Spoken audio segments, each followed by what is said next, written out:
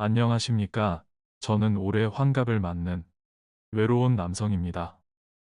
혼자 힘으로 자수성가하여 성공한 인생이라 생각했지만 이번 일을 겪고 인생, 돈이 전부가 아닌 것을 알게 되었지요. 저는 경상도 어느 작은 시골 마을 출신으로 어린 나이에 아버지를 여의고 홀어머니와 힘들게 살아왔습니다. 그 시절이야 다들 어려웠다지만 아버지의 부재가 컸던지 우리 집은 참 찢어지게 가난했습니다. 그런 덕에 저는 어렸을 적부터 성공하겠다는 갈망을 품고 살았던 것 같습니다. 삼시세끼 쌀밥 배 터지게 먹으며 남부럽지 않게 살고 싶었습니다. 홀로 저를 어렵게 키워오신 어머니께 성공으로 보답하고 싶은 마음도 있었지요. 그래서 어린 나이에 돈 벌겠다고 홀어머니 남겨두고 부산으로 가게 되었습니다. 작은 마을 출신인 저로서는 처음 가보는 대도시에 정신이 없었지요. 부산에서 자리 잡기까지 저도 참 고생 많이 했습니다. 무일푼으로 내려와 당장에 살 집도 없고 연고도 없어 어디 갈 곳 하나 없는데 무작정 국제시장으로 가서 일자리 하나 달라고 가게마다 사정을 하고 다녔습니다. 그렇지만 겉보기에도 덜 자란 남자아이를 선뜻 거둬줄 사람은 그리 많지 않았지요. 그래서 한 몇 주는 다리 밑에서 잠을 청하기도 했습니다. 그래도 저는 운이 좋았던 편인지 마침 쌀가마니 날라주는 사람을 구하던 정미소 사장님을 알게 되어 일을 구할 수 있었지요. 자전거만 탈 줄 알면 되는 일이었으니 어린 저도 거뜬히 할 수 있었습니다. 쌀가마니를 옮기는 일이 힘이 들긴 했지만 젊어서 고생은 사서도 한다고 그때는 가진 게 몸뚱이뿐이라 힘들다는 말은 사치였지요. 정미소 사장님이 참 인정이 있으신 분이라 정미소 창고에서 잠도 청할 수 있었습니다. 창고에 모포 몇 장 얻어다 깔아놓고 새벽이면 쥐를 쫓으며 잠을 자곤 했었지요.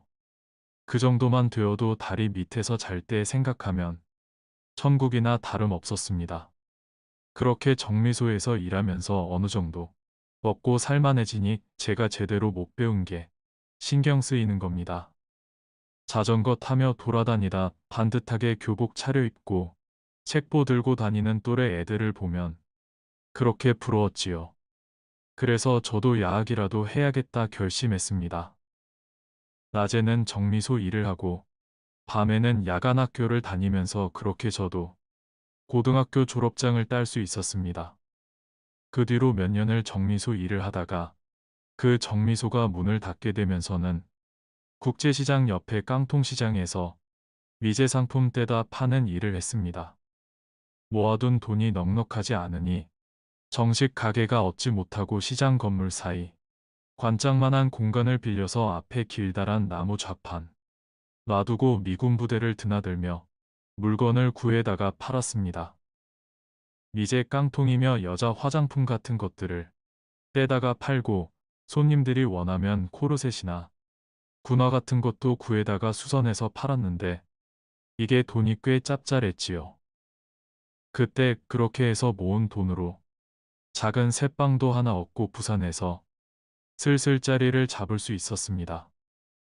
그 뒤로는 나이론 양말 파는 좌판도 하고 짜투리 원단 얻어다가 포목 장사도 하고 이것저것 돈 된다 싶으면 닥치는 대로 했습니다. 그리고 그때 부산에 신발 공장이 많았습니다. 그래서 거기 불량난 신발들 싸게 얻어다가 팔고 그렇게 계속 돈을 불렸지요. 그러다 보니 30쯤 되어 시장에 내 가게 하나 차릴 정도 되었습니다. 가게 하나 얻어서 자리 잡고 보니 그래도 명색이 사장이라고 늦은 나이였지만 여기저기 선자리가 들어오더군요. 사실 그때까지 결혼할 여유도 없이 살았지요. 저도 더 늦기 전에 장가갈 생각으로 그렇게 처음 나간 선자리에서 물방울 무늬 원피스를 입고 단발머리를 단정하게 넘긴 아내를 만났지요. 아내의 첫인상은 긴장하여 땀 흘리는 제게 곱게 접은 손수건을 내밀던 참 따뜻한 사람이었습니다. 아무래도 제가 나이도 있으니 이것저것 따질 입장도 아니었고 어머니 모시고 살 수 있냐는 물음에 노력하겠다는 여자의 말에 더 따지고 물을 것도 없었지요. 요새는 연애 결혼이 대부분이지만 그때는 다들 선봐서 한두 번 보고 결혼하고 그런 일이 흔했습니다. 아내도 제 인상이 그리 싫지 않았던지 그렇게 저보다 6살 어린 아내는 제 얼굴 한번 보고 제게 시집 오게 되었습니다. 결혼하면서 저는 신혼집을 얻으며 시골에 계신 어머니를 모셔오게 되었습니다. 아버지는 병환으로 돌아가신 지 오래라 혼자 시골에 계신 어머니가 걱정이 되어 제가 자리 잡으면 꼭 모시고 살겠다 했는데 그간 자리 잡기 바쁘다는 핑계로 이제서야 어머니를 모시게 되었지요. 결혼 후 아내가 집에 있으니 제가 가게에 있을 동안 어머니를 챙길 사람도 있고 어머니도 말동무 있으니 적적하시지 않아 다행이라고 생각했습니다. 저희 어머니는 저 낳고 얼마 되지 않아 아버지 병원에 몇 년을 병수발하시다. 결국 아버지 먼저 보내시고는 참 억척스럽게 사셨습니다. 홀어머니가 아들 키우는 일이 쉬운 일이 아니었겠지요.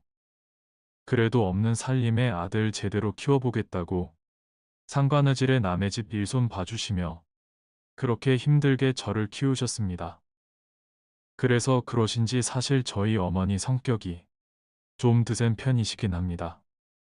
그래도 알고 보면 참 따뜻하고 정이 많은 분이시지요. 그런데 어머니 눈의 며느리가 그리 성에 차지 않으셨나 봅니다. 어머니의 잦은 타박에 아내가 종종 힘들어하기도 했습니다. 어린 나이에 시집 온 아내가 그 정도만 해도 잘한다 해주실 법도 한데 어머니는 밥이 좀 질게 되면 노인네 취급하냐며 타박하시고 그래서 꼬두밥을 내놓으면 노인네 체하라고 이러느냐며 혼을 내셨습니다. 반찬 투정도 매번 하셨지요. 하루라도 넘어가시는 법이 없었습니다. 그래도 아내는 알뜰살뜰 잘 해보려고 노력하는 듯 한데 저희 어머니 마음에 차기는 힘들었나 봅니다. 그렇게 아내가 뒤에서 몰래 마음고생하며 종종 눈물을 훔치는 것을 보니 제 마음도 영 좋지 않았습니다. 그런데 제가 중간에서 뭘 어쩌겠습니까? 공연히 아내 편이라도 들었다가는 괜한 어머니 노여움만 살까 싶어 어찌할 수 없었지요. 그냥 아내에게 조금만 참고 살아라 할 수밖에요. 그러다가 결국 두 사람 사이 감정이 깊어지게 되었습니다. 이상하게 결혼하고 한참을 애가 안 생기는 겁니다. 그렇게 결혼 3년째가 되었는데도 애가 안 생기니 어머니가 조바심이 나셨는지 그 즈음부터 아내에게 더 심하게 타박을 하셨지요. 아이고, 아무래도 내가 며느리를 잘못 들였나 보다. 어쩐다고 여직 애가 없누. 필시 뭔가 문제가 있는 게야. 하자 있는 것을 데려온 게 분명하다 쯧쯧쯧. 어머니, 무슨 그런 말씀을 하세요. 어머니, 무슨 그런 말씀을 하세요. 이 사람도 저도 건강합니다. 그냥 아직 때가 아닌가 보죠. 좀 기다려 보시죠. 아범아, 내 나이 벌써 30인데 아직 처세가 없으면 어쩌겠다는 소리냐. 지금 당장에 낳아도 애 대학 갈 쯤 되면 네가 50이 넘는데 쯧쯧. 손주 결혼할 때 되면 다 꼬부러져 있겠네 페잉. 어머니, 너무 걱정하지 마세요. 저희는 괜찮습니다. 곧 생기겠지요. 아무래도 제가 남들보다 늦은 나이에 결혼하다 보니 어머니가 마음이 조급하셨나 봅니다. 그 나이 노인들이 다 그렇듯이 문제가 있어도 자기 자식 문제라고는 생각을 못 하시지요. 진짜 문제가 있는지도 모르지만 저희는 그저 기다리면 찾아오겠거니 생각했지요. 그런데 그 기다림을 참지 못한 것은 제 아내였습니다. 어느 날 퇴근해 집에 들어갔는데 이상하게 안방이 깨끗한 겁니다. 아내도 어딜 갔는지 없고 텅 비어있는 방에 이 사람이 저녁 시간이 다 되었는데 어딜 갔나 했지요. 어머니께 물으니 어머니도 모른다고 하시고 이상하다 싶어 장롱을 열었더니 글쎄 아내 짐이 싹 사라진 겁니다. 그 길로 놀라서 뛰쳐나갔지요. 1시간 걸려 그 밤에 처갓집에 갔습니다. 장모님 저 이서방입니다. 혹시 제 아내 여기 왔습니까? 이서방. 이 일을 어쩌나 그래 아이고. 인연이 집에 편지만 남기고 사라졌지 뭐야. 세상에 어찌나 이 일을 어째. 예, 사라지다니요. 그게 무슨. 장모님이 건네주신 편지를 읽어보고서야 저는 아내가 사라진 이유를 알 수 있었습니다. 다들 저를 찾지 마세요. 더는 이렇게 살 수 없습니다. 새벽같이 일어나 구슬땀 흘리며 남편과 시어머니 잘 모시려 애쓴 시간이 벌써 오랜데 아직도 매번 구박하시고 그저 미워 죽겠다 죽겠다 하시니 더는 살 수 없습니다. 아이가 안 생기는 것도 다 못난 내년 탓이라며 매일같이 제 등짝을 내리치시고 옆구리를 꼬집으시는 통에 하루라도 곱게 누워 잘 수가 없었습니다. 이제 죽더라도 그 집 식구로 죽고 싶지 않아요. 여보, 나를 조금이라도 동정하거든. 제발 이혼해 주시고 다시는 나를 찾지 말아주세요.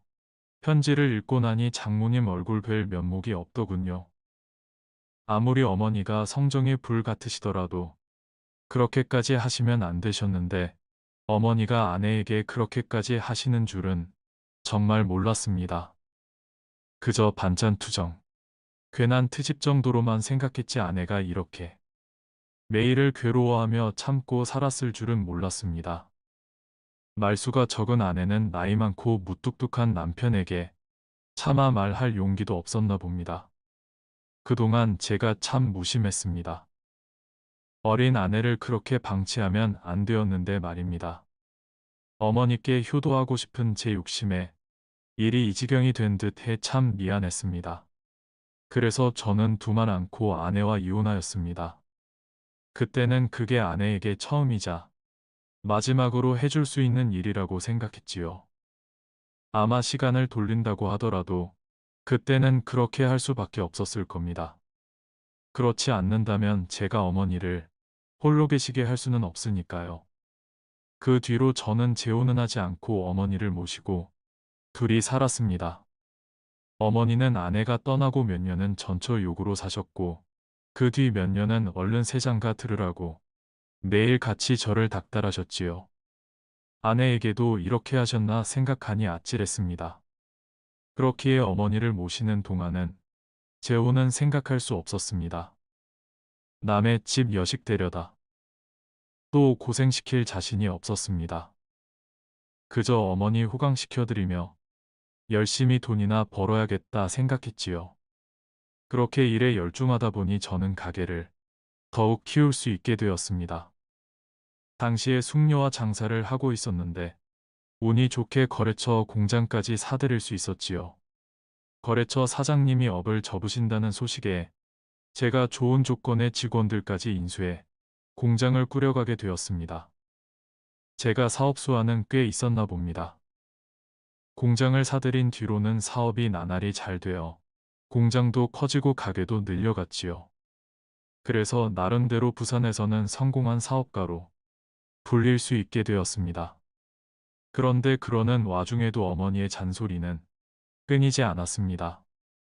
이놈아, 너 정도 능력이면 지금 새색시를 얻어도 10번은 얻었을 텐데 네가 돈이 없냐 능력이 없냐 인물이 빠지냐 왜 자꾸 장가를 안 가는 거야 그래. 이 애미 화병나는 꼴을 기어이 봐야겠냐. 어머니, 이제 결혼 얘기는 그만하실 때도 되었지 않습니까? 저는 재혼 생각 없어요. 전처 그렇게 고생시키고 제가 무슨 염치로 새 장가를 듭니까? 그리고 이제 제 나이 쉰이에요. 늦어도 너무 늦었습니다. 이제는 말씀 그만하세요. 이놈아 거봐라 그년 나가고 나니까 너 얼마나 이렇게 성공했냐. 그년이 집안 말아먹을 년이었어. 어머니는 아직도 제 자식만 그리 귀하고 아까우신가 봅니다.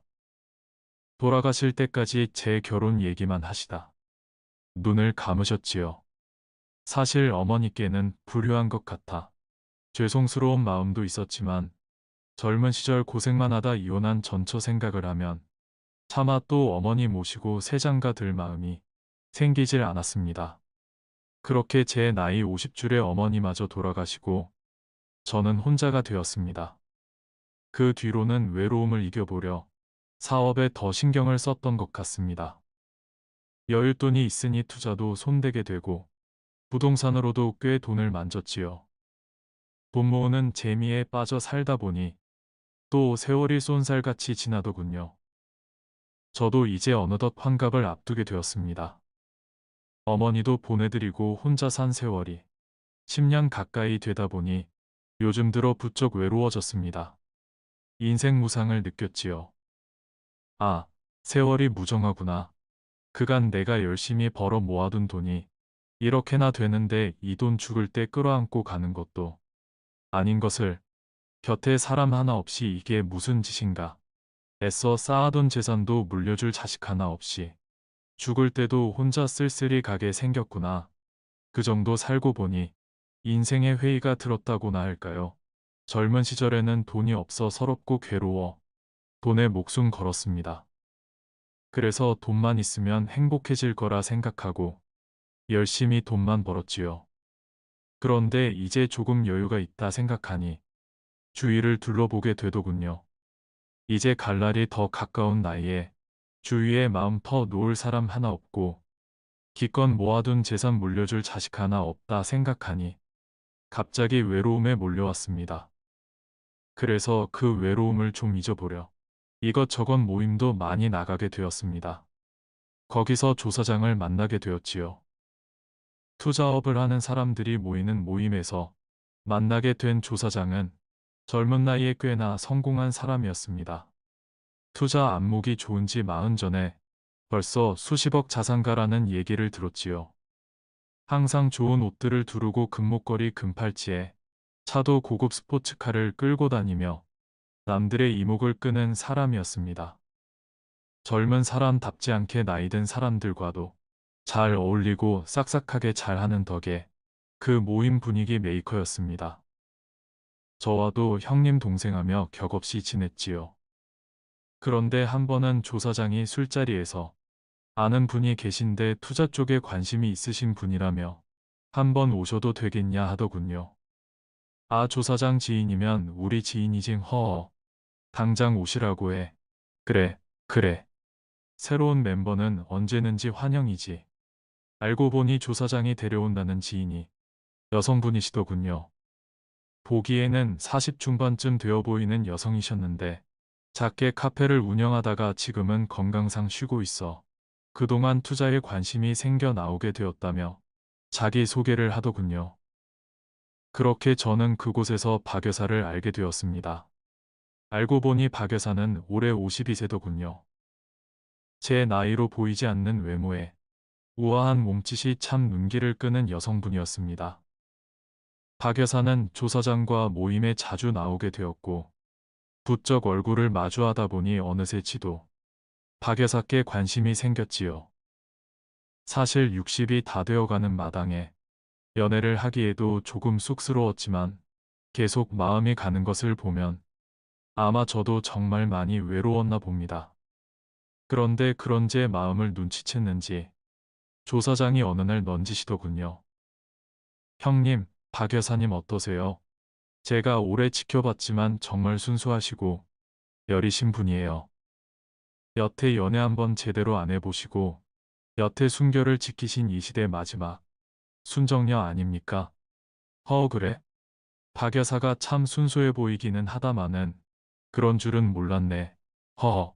예, 거기다 저렇게 외모까지 출중하신데 어떻게 여태 혼자 계셨는지 모르겠어요. 그렇죠. 그래서 그런지 그렇지 않아도 지금 주위에서 저더러 다리 놔달라고 하는 분들이 어찌나 많은지 몰라요.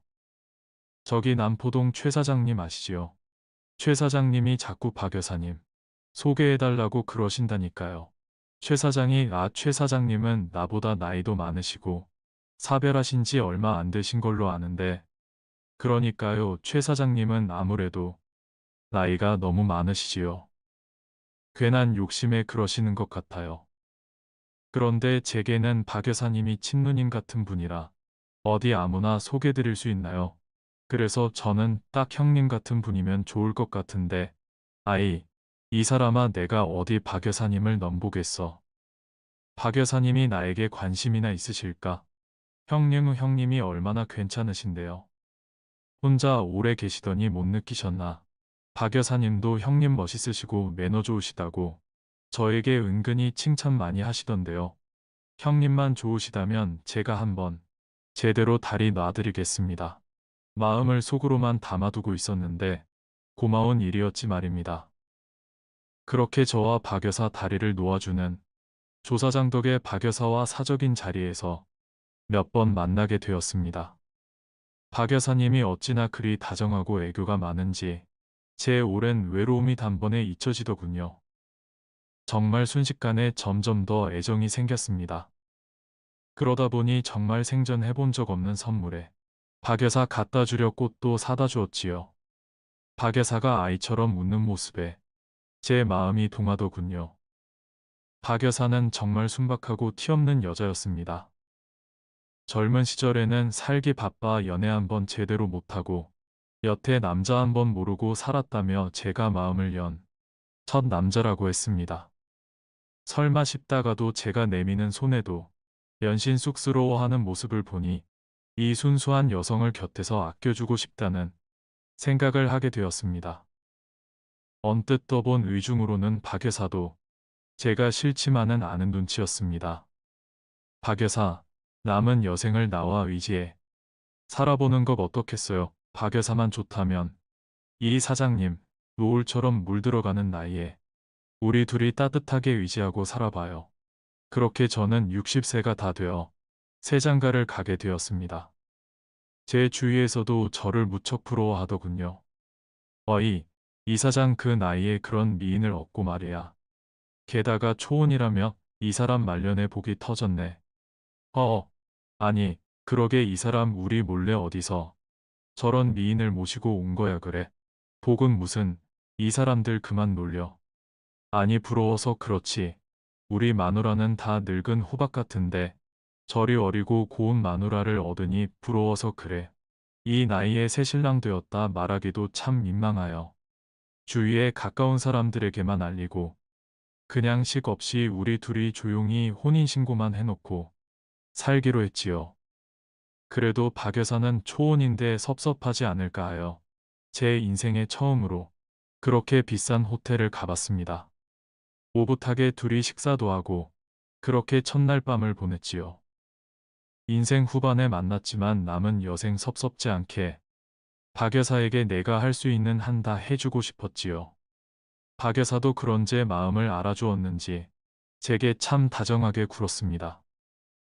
여보, 이거 참 맛있네요. 한번 드셔보셔요. 아, 아니, 당신 먹지 그래. 아이 팔 떨어지겠어요.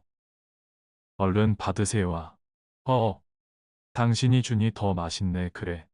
남들이 보기에는 어떨지 모르지만 저는 알콩달콩 참 행복했습니다.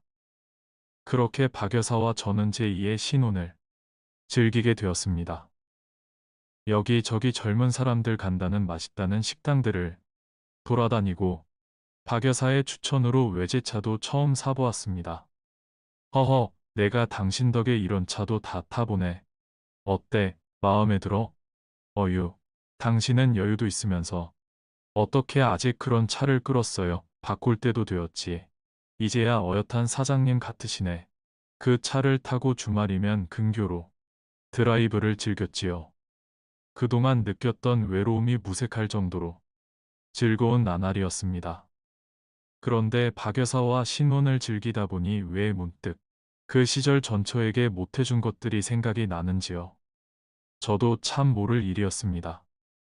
아마 전처에게 못해주어 후회스러운 마음이 수십 년 세월 잊혀지지 않고 아직 남았었나 봅니다. 그래서 젊은 시절 전처에게는 못해준 것들, 박 여사에게는 꼭 후회 없이 다 해주리라 생각했지요. 그동안 쓰지 않고 모아만 두었던 돈들도 아낌없이 쓰기로 했습니다. 생전 돈을 제대로 써본 적도 없어서 어디다 써야 할지도 몰랐지만 박 여사가 갖고 싶다는 것들은 아낌없이 사주었습니다.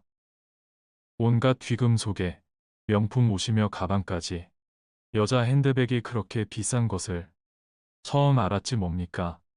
그래도 박 여사를 위해 쓰는 돈은 하나도 아깝지가 않더군요. 뒤늦게 나에게 찾아와준 박여사가 참 고마웠습니다. 어차피 죽을 때 가져갈 수도 없는 것. 물려줄 자식도 없으니 우리 둘이 행복하게 여생을 보내는데 다 쓰자고 마음먹었지요. 그런데 그 마음이 채 가시기도 전에 정말 기적 같은 소식을 듣게 되었지 뭡니까? 결혼한 지 얼마 되지 않아 박 여사가 임신을 하게 되었다는 겁니다. 아니, 당신 임신이라니. 이게 무슨, 왜요? 기쁘지 않으세요? 우리 아기래요. 너무 놀라 말이 안 나오더군요. 아니, 물론 기쁘지. 놀라서 그렇지. 우리 나이에 자식 생각은 해보질 않아서. 그러니 정말 기적 같은 일 아니겠어요? 바로 우리 사랑의 결실이에요. 근래에 몸이 부쩍 이상함을 느낀 박 여사가 병원을 들렀다가 알게 되었다며 부끄러워하며 제게 초음파 사진을 보여주더군요. 세상에 그 나이 먹도록 그런 것은 처음 겪어봐서 그 쌀알 만한 것이 아기인 줄도 몰랐지 뭡니까. 남들은 손주를 얻을 나이에 첫 아이를 가지다니 어디 가서 자랑하기도 참 민망한 일이지만 그래도 저는 정말 이루 말할 수 없이 기쁘지 뭡니까. 힘만 되었더라면 박 여사를 안아들고 동네방네 뛰어다녔을 텐데 나이든 내 몸뚱아리가 참 애석했습니다. 기쁜 마음에 병원에 따라가겠다 했지만 박 여사는 한사코 거절하더군요. 아니 왜 다들 남편이 같이 따라간다고 하던데 당신 이제 조심해야 할 텐데 혼자 어떻게 가려고 그래요. 아유, 당신도 참 이 나이에 산부인과 간다는 게 부끄럽지 않겠어요. 그래도 저 혼자 가면 다들 별 신경을 안 쓸 텐데 당신까지 같이 가면 무슨 일로 산부인과에 노인 둘이 왔나 이상하게 생각할까봐 그래요. 아, 이 사람아, 우리가 이상한 사이도 아니고 엄연한 부부 사이인데 이상할 게 뭐가 있나 그래. 아유, 그래도 제 나이에 임신했다는 게 남사스러워서 그래요. 그냥 혼자 조용히 다니고 싶어요. 힘든 일도 없고요. 아니 그래도 혼자 정말 괜찮겠어요? 네, 저는 정말 괜찮아요. 이사장님, 그렇게 해주세요. 사실 저도 병원으로 따라가 초음파도 보고 싶고 궁금한 게 많았지만 아내가 그렇게 얘기하니 편한 대로 하게 둘 수밖에 없었지요. 그런데 박 여사는 제가 태동이 궁금해 배를 만지는 것도 부끄럽다며 잘 못 만지게 하더군요. 아유, 너무 자주 만지면 아이한테도 안 좋대요. 그리고 우리 아이는 조용한 편이라 태동도 잘 없네요. 왠지 조금 섭섭했지만 늦은 나이에 임신이니 당사자는 얼마나 당황스러울까 싶어 이해하였습니다. 사실 저도 이 나이에 어린 여자 만나 재혼하여 임신했다고 주위에서 주책이라고 욕이라도 할까 싶어 주변에 얘기도 못했으니까 말입니다. 떳떳하지 못한 관계가 아닌데도 불구하고 환갑다 되어 자식 얻었다는 소리가 입 밖에 잘 안 꺼내지더군요. 그래도 저는 아이 얻은 기쁨에 박 여사가 원하는 것이라면 뭐든 해주려고 무척 애를 썼습니다. 저 멀리 제주에서까지 공수에다가 한라봉을 사 먹이고 경기도, 강원도 할 것 없이 먹고 싶다는 것은 다 사다가 주었지요. 기쁜 마음에 그러는 것이 힘든 줄도 모르겠더군요. 아이와 아내를 위해서라면 힘 닿는 데까지 하겠다고 생각했습니다. 몸은 나이 들었지만 마음만은 청춘이었습니다. 그러나 아무래도 너무 노산이라 저도 걱정이 이만저만이 아니었습니다. 혹시나 탈날까 싶어 함부로 거동도 못하게 했지요. 출산 직전까지 어찌나 조심했는지 모릅니다. 다행히 만삭이 될 때까지 큰 위험은 없었습니다. 병원에서도 괜찮다고 걱정 말라고 했다니 천만 다행이었지요. 그래도 출산 당일에는 다른 남편들처럼 곁에 있어주고 싶었는데 그것마저 아내가 한사코 말려서 어쩔 수 없이 출산 때까지 병실에서 기다리기로 했지요. 이 나이 먹고 그런 모습을 보이기가 너무 창피해요. 아무래도 아이 낳으려면 꼴이 말이 아닐 텐데 당신이 날 좀 이해해 주세요. 지아비에게 흐트러진 모습을 보이고 싶지 않아요. 이해하시죠? 그래도 당신 힘들까봐 그렇지 곁에서 손이라도 좀 잡아주면 나아지지 않을까 해서 말이야. 에이, 젊은 부부들도 그런 모습 보이기 꺼려 하잖아요. 염려 놓으세요. 어차피 노산이라 제왕절개해야 하니 오래 기다리실 필요도 없어요. 무통주사 맞을 거고 통증도 적다니까 너무 걱정하지 마세요. 결국 출산 당일 저는 아내의 뜻대로 병실에서 오매불망 기다릴 수밖에 없었지요. 그래도 제왕절개하여 기다리는 시간이 짧아 다행이었습니다. 제 기도가 하늘에 닿았는지 다행히 아내도 무사하고 아이도 건강하게 잘 태어났다고 하더군요. 저를 닮은 떡두꺼비 같은 아들놈이었습니다. 창문 밖에서 제 아이를 보는데 주변 눈들도 신경 쓰지 못하고 저도 모르게 눈물을 보이고 말았지요. 이 나이에 무슨 복으로 나닥은 내 새끼까지 생기다니 내가 초년복이 없었지만 말년복이 있었구나 싶었습니다.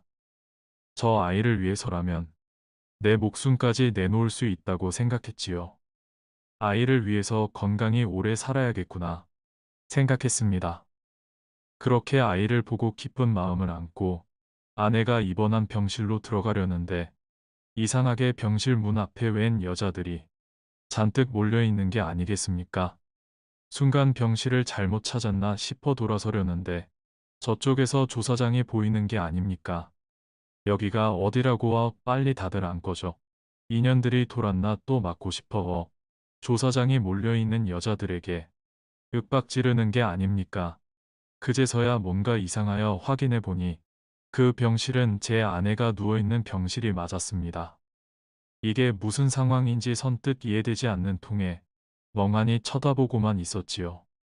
가긴 어딜 가 여길 어떻게 찾았는데 나 못 가 돈 줄 때까지 못 가. 그래 배째 내 돈 내놔 야 박마담 내 돈 내놔. 너 찾으려고 얼마나 돌아다녔는 줄 알아. 절대 못 가.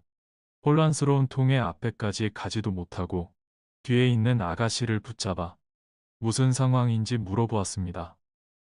아가씨, 미안하지만 지금 무슨 상황입니까?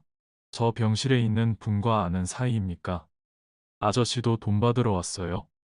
돈이요? 네, 저 박마담이 우리 마담인데 우리 돈 싹 다 떼어먹고 가게도 싹 정리하고 하루아침에 증발했거든요. 가게에 문제 생기니까 수습 못하고 결국 아가씨들 돈 떼어먹고 우리한테 문제 뒤집어 씌우고 튄 거지. 아저씨는 얼마 받아야 해요? 마담이라니요. 박 여사 말입니까? 무슨 말씀인지요? 뭐야 이 아저씨. 아저씨 설마 아무것도 몰라요? 박마담 말이에요. 저기 누워있는 저 아줌마가 우리 일하던 주점 마담이라고요. 우리 가게 아가씨들 돈 다 떼먹고 튄 술집 마담은. 아니 그게 무슨 말입니까? 술집 마담이라니. 그 아가씨들 말에 의하면 박 여사는 이 아가씨들이 일하던 술집 마담이고 가게에 문제가 생겨 어느 날 야반도주를 했던 모양입니다. 그래서 아가씨들이 수소문하다가 어떻게 알았는지 돈 받아내겠다고 이렇게 찾아왔고 말입니다. 아니 이게 무슨 일인지 다리가 떨려 서 있을 수 없었지요. 그렇게 순수하고 착한 박 여사가 술집 마담이라니요. 믿을 수 없었습니다. 필시 무슨 오해가 있을 거라고 생각했지요. 그런데 뒤에서 누가 또 충격적인 말을 하는 게 아니겠습니까? 저 여자 폐경이 와도 진작에 왔을 아줌마가 무슨 애를 낳았다고 산부인과에 누워있어. 말이 되는 소리를 해야지.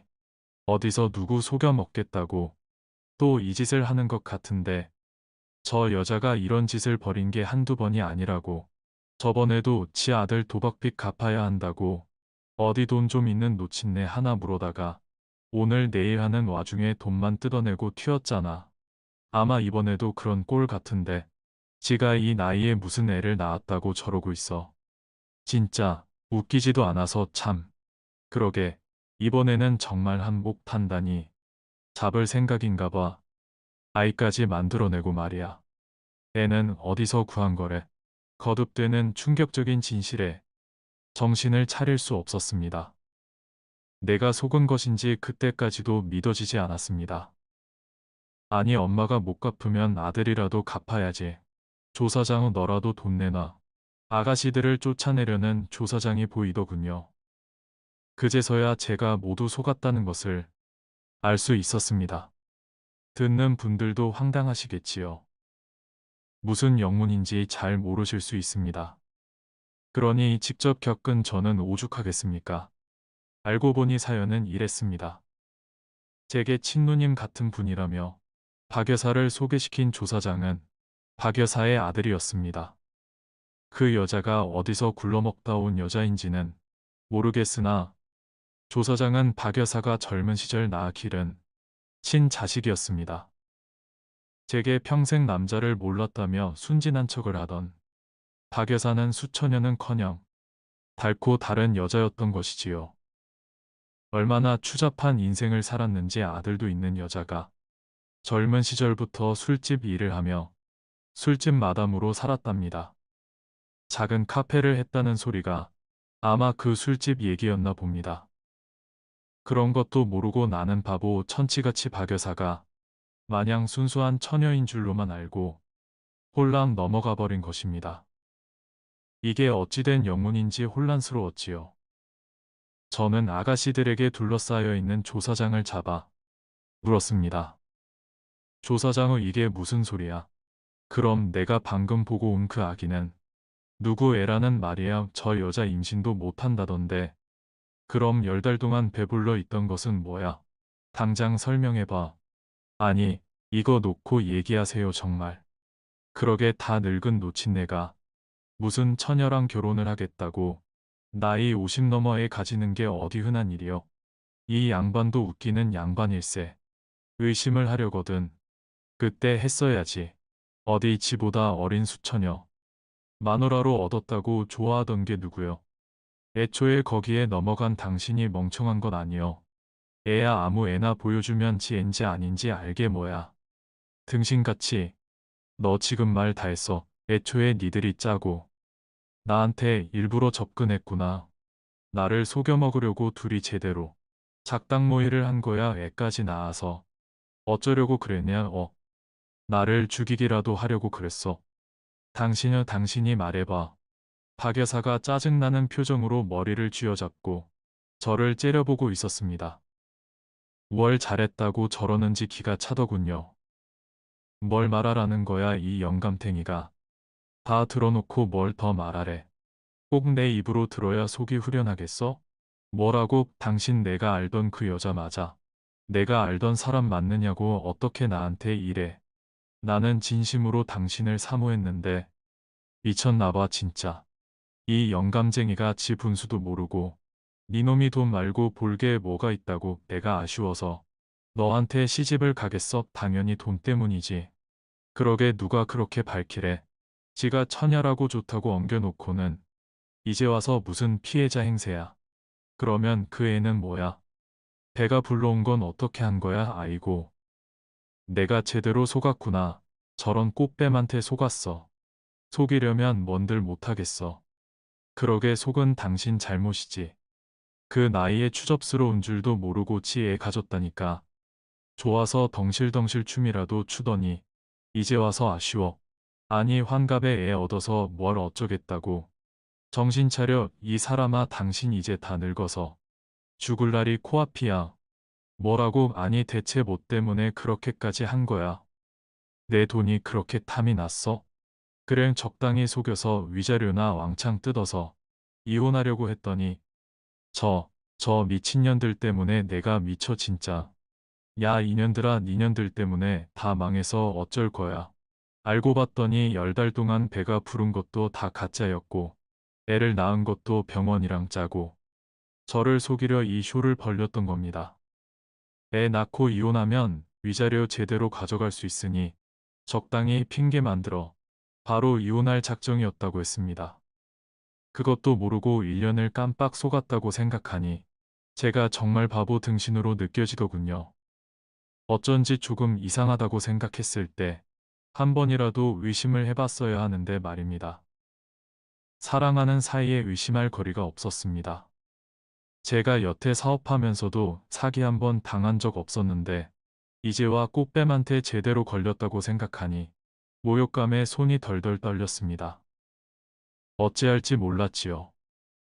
당장에 달려들어 전현놈 머리통이라도 갈기고 싶은 심정이었으나 괜한 일에 엮여 또 돈이라도 뜯길까 싶어 아무것도 못했습니다. 결국 그 소란에 누군가 신고를 했는지 병원으로 경찰들이 들이닥쳐 모두 경찰서로 가게 되었습니다. 이 여자 생각보다 더 무서운 여자더군요. 모자가 아주 쌍으로 전과가 줄줄이라 이전에도 사기치고 수배된 전적이 있어 지명수배 중인 상황이라고 하지 뭡니까. 그래서 아마 풀려나지 못하고 바로 구금될 것이라고 했습니다. 그 경찰 선생님도 제가 딱해 보였는지 마지막으로 할 말 있으면 전하라 그러더군요. 난 보이기에 참 부끄러웠지요. 아닙니다. 할 말 더 없습니다. 수고하십시오. 그렇게 무거운 발걸음으로 경찰서를 돌아 나왔습니다. 기다리던 아이의 출산날에 이런 상황이 벌어지다니 어쩌면 이제라도 알게 되어 다행인지 어쩐지 모르겠습니다. 사실 그동안 조사장 앞으로는 중매비로 수천의 투자금이 들어갔고 박 여사 앞으로는 건물도 하나 증여해 주었는데 일단 지금 둘 다 경찰서에 잡혀 있으니 제대로 돌려받을 수 있을지 모르겠지만 여러모로 피해가 컸습니다. 그러나 저는 금전적 피해보다 정신적 피해가 더 컸습니다. 이 나이에 이런 일을 당한 것이 도저히 감당이 되지 않았지요. 그러게 내가 외로움에 미쳐서 무슨 부귀영화를 누리자고 새 장가를 들었을까. 내가 참 못나게 느껴졌지요. 그래도 그동안 살면서 남한테 피해준 것은 없다고 생각했는데 이런 일을 당하고 보니 새삼 뒤를 돌아보게 되었습니다. 오랜 외로움에 사람이 가벼워졌구나. 후회가 되었습니다. 자식 욕심이나 배우자 욕심 없이 그냥 그 전처럼 혼자 착실히 살았더라면 이런 일은 겪지 않아도 되었을 텐데 말입니다. 공연한 저의 선불은 욕심에 제가 결국 이런 일을 겪게 된 것 같아 몹시 후회스럽습니다.